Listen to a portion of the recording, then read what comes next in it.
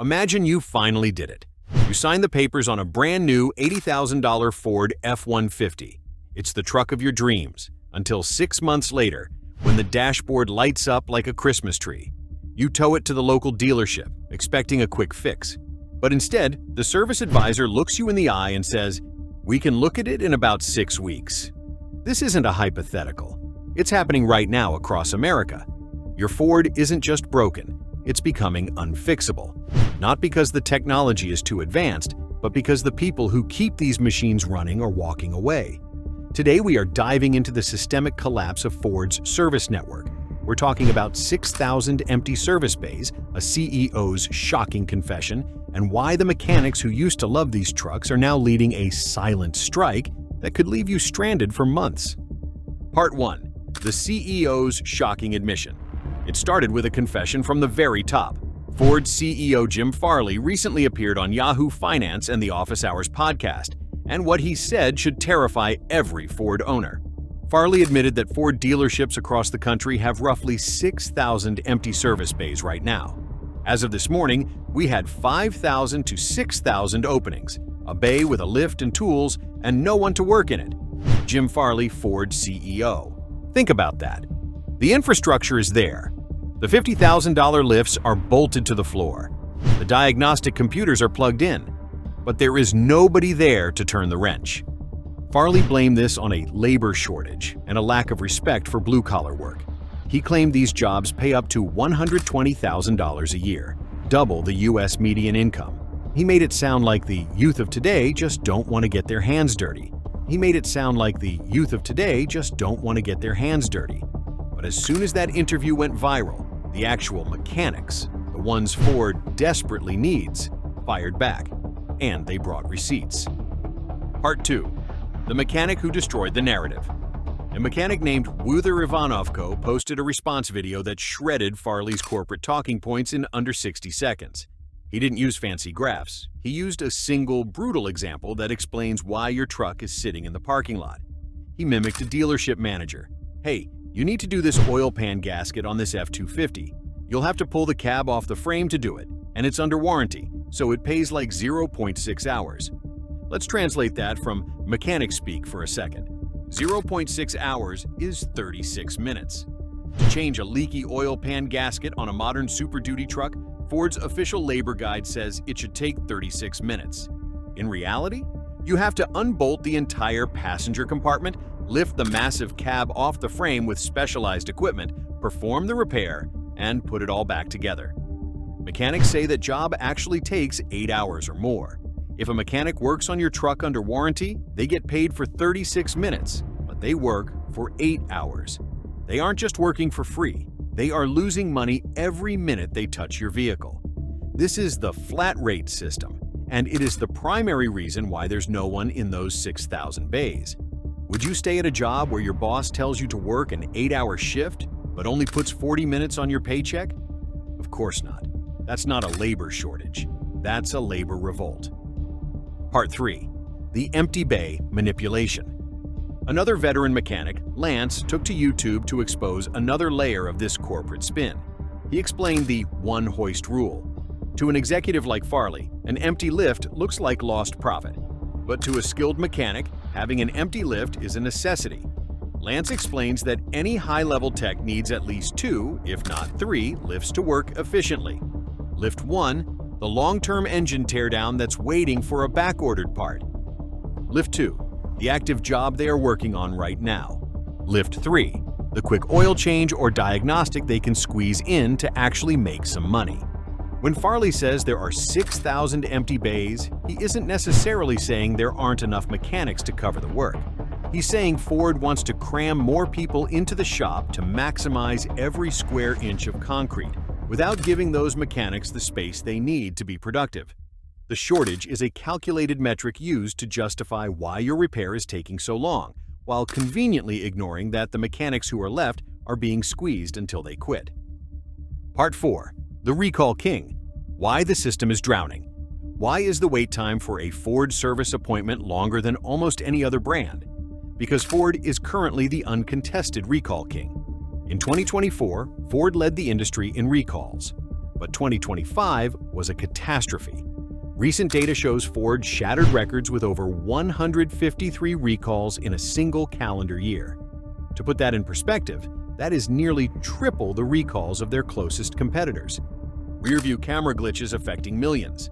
Fuel pump defects that cause engines to stall on the highway. Transmission failures in brand new models. Every single one of those recalls results in a warranty repair. And as we just learned, warranty work pays the mechanic pennies on the dollar compared to customer pay work. The dealerships are drowning in a sea of broken Fords. The parking lots are overflowing with Mustang Machs and F-150s that have stop sale orders on them because Ford can't figure out how to fix them fast enough. Mechanics are being buried under a mountain of low-paying, soul-crushing warranty work. They are drowning in broken Fords while making no money, so they do the only logical thing: they quit. Part 5. The Financial Trap of the Modern Mechanic. Jim Farley loves to toss around that $120,000 salary figure. It sounds great on a news segment, but for the average person entering the trade, the reality is a financial nightmare. The debt. Automotive trade schools now cost between $30,000 and $50,000. Some high-end programs can reach six figures. The tools.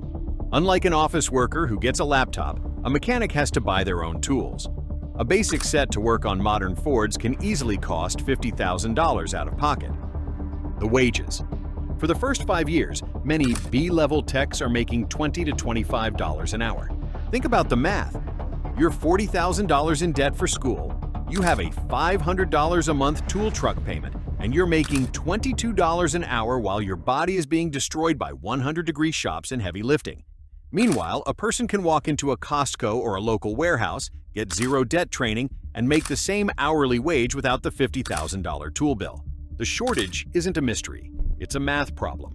The veteran mechanics, the guys who have been doing this for 30 years, are telling their sons and daughters, do anything else. Become an electrician. Become a plumber. Just don't become a dealership mechanic. Part 6. Built for assembly, not for you. There is a growing resentment in the shops toward Ford engineers. Mechanics across the country say that modern Fords are designed for assembly line speed, not for real-world repair. Engineers are incentivized to make the car go together as fast as possible in the factory. They don't care if a $10 sensor is buried behind the entire engine block. They don't care if you have to remove the entire cab of a truck just to reach a gasket.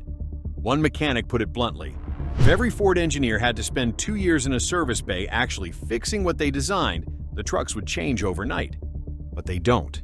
And because the flat-rate pay doesn't update when the designs get more complex, the mechanic is the one who pays the price. Your $80,000 truck is built to be disposable at the factory level, even though you're paying for it over an 84-month loan. Part 7. The Maintenance Time Bomb. If the lack of mechanics doesn't get you, the maintenance schedule might. Ford currently recommends 10,000-mile oil change intervals for many of their small, turbocharged EcoBoost engines. On paper, this makes the cost of ownership look low. It appeals to fleet buyers and people looking at spreadsheets. But talk to any high-mileage Ford tech, and they will tell you that 10,000 miles is a death sentence for these turbos. These engines run hot and put immense stress on the oil. By the time the oil life monitor hits 0%, the oil is often degraded beyond its ability to protect the cam phasers and timing chains. When your engine fails at 70,000 miles, just out of warranty, Ford can say you followed the prescribed schedule, but they'll still hand you a $15,000 bill for a new long block. And guess what? There's no one in the service bay to install it anyway. Part 8. What this means for you.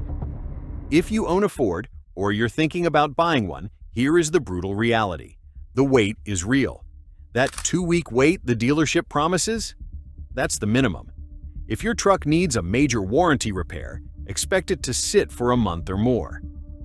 The payments don't stop. You will still be making that $1,200 or $1,500 monthly payment while your truck sits in a parking lot gathering bird droppings. The loaner crisis. Dealerships are so overwhelmed by broken vehicles that their loaner fleets are permanently checked out. Don't count on getting a courtesy car. The quality cycle. Ford builds a defective part arrow. It breaks arrow.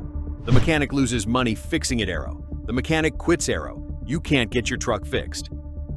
Part 9. The solutions Ford won't implement. The fixes are obvious, but they would hurt the quarterly earnings report, so Ford refuses to do them. Kill the flat rate for warranty. Pay mechanics for the actual time it takes to fix the car, not a theoretical time invented by a computer. Subsidize tools. If a tech needs $50,000 in tools to fix Ford's mistakes, Ford should provide them.